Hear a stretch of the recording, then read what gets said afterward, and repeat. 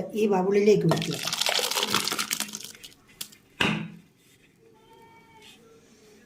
Guys, എല്ലാവർക്കും ഞങ്ങളുടെ ഒരു പുതിയ വീഡിയോയിലോട്ട് സ്വാഗതം.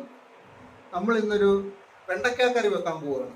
നല്ല തേങ്ങ വറുത്തരച്ച വെണ്ടയ്ക്ക കറി. അപ്പോൾ എല്ലാവർക്കും വീഡിയോയിലേക്ക് സ്വാഗതം.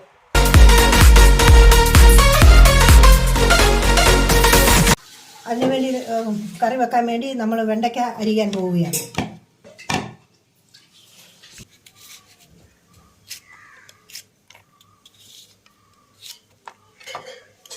നമ്മളുടെ തേങ്ങ വറുത്ത് പാകത്തിന് മൂത്തിരിക്കുന്നു. ഇനി അതിലേക്ക് ചേരാനുള്ള ചേരുവകൾ ചേർക്കുക. മല്ലിപ്പൊടി 3 സ്പൂൺ മല്ലിപ്പൊടിയും, ശകലം മഞ്ഞൾ പൊടി, 1.5 സ്പൂൺ മുളക് പൊടി, ഗരം മസാല 1 ടേബിൾ സ്പൂൺ അതിട്ട് ചൂടാക്കണം. ചെറുതായിട്ട് ഇളക്കി ഒന്ന് ചൂടാക്കണം. ചൂടാക്കി കഴിയുമ്പോഴേക്കും നമുക്കത് വാങ്ങാം. ഈ മുളകിൻ്റെ മല്ലിപ്പൊടിയുടെയൊക്കെ ഒരു പച്ചിപ്പുണ്ടെങ്കിൽ അത് മാറാൻ വേണ്ടിയിട്ട് മാത്രമാണ് ഇങ്ങനെ ചെയ്യുന്നത്. മതി, അത് പാകത്തിനായിരിക്കുന്നു.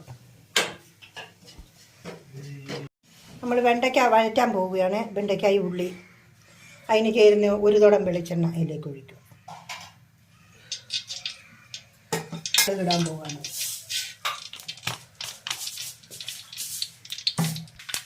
കടുക് പൊട്ടി അതിലേക്ക് വെണ്ടയ്ക്ക ഇടും. അതിലേക്ക് അരിഞ്ഞ് വെച്ചിരിക്കുന്ന 150 ഗ്രാം ചുവന്നുള്ളിയും കൂടി, പച്ചമുളക് 3 മാത്രം. അരപ്പിനകത്ത് മുളക് പൊടി ചേർക്കുന്നത് ഞാൻ 3 പച്ചമുളക് വെച്ചിട്ടുള്ളൂ. അതിനകത്തേക്ക് ശകലം കരിയാപ്പിലയും കൊടുക്കുന്നു. ഇത് ഇച്ചിരി നേരം വഴലുന്നതിന് ശേഷത്തിൽ അരപ്പ് ചേർക്കാൻ പറ്റത്തുള്ളൂ. നമ്മൾ വറുത്ത് വെച്ച അരപ്പ് മിക്സിയിലേക്ക് ഇടുകയാണ് അരയ്ക്കാൻ.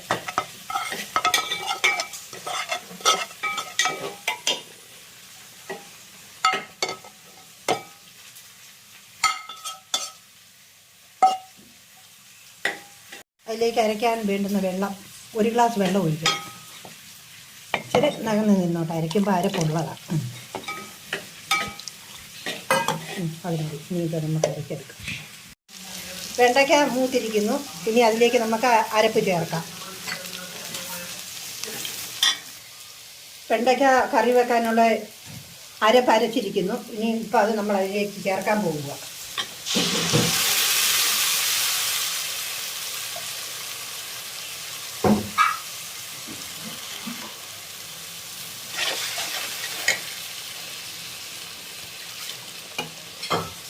നല്ല വറുത്തരച്ച വെണ്ടയ്ക്ക കറിയാണ്.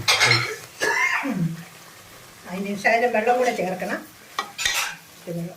അതിനകത്തേക്ക് ശകലം വെള്ളം കൂടെ ചേർക്കണം. നല്ല കൊഴുപ്പുണ്ട്. ശകലം വെള്ളം കൂടെ അതിനകത്ത്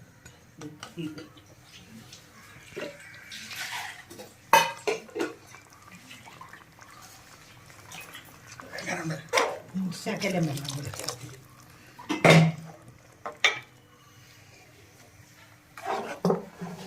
നമ്മളതിന് ഉപ്പ് ചേർത്തില്ല. അതിന് പാകത്തിനുള്ള ഉപ്പ്.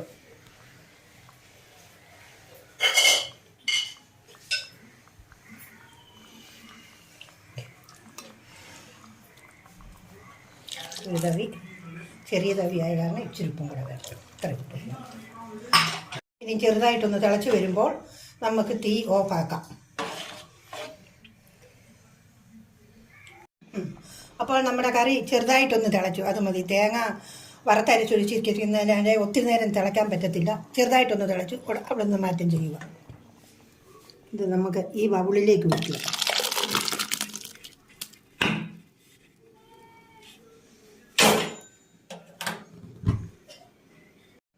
എല്ലാവരും വെണ്ടയ്ക്ക ഈ രീതിയിലൊന്ന് കറി വെക്കണം.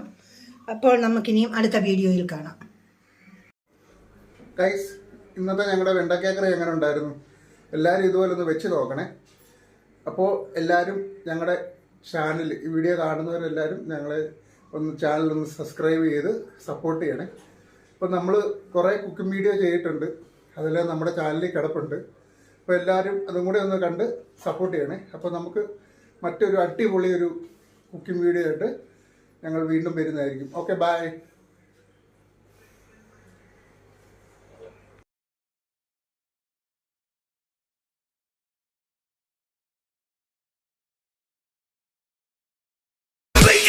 Me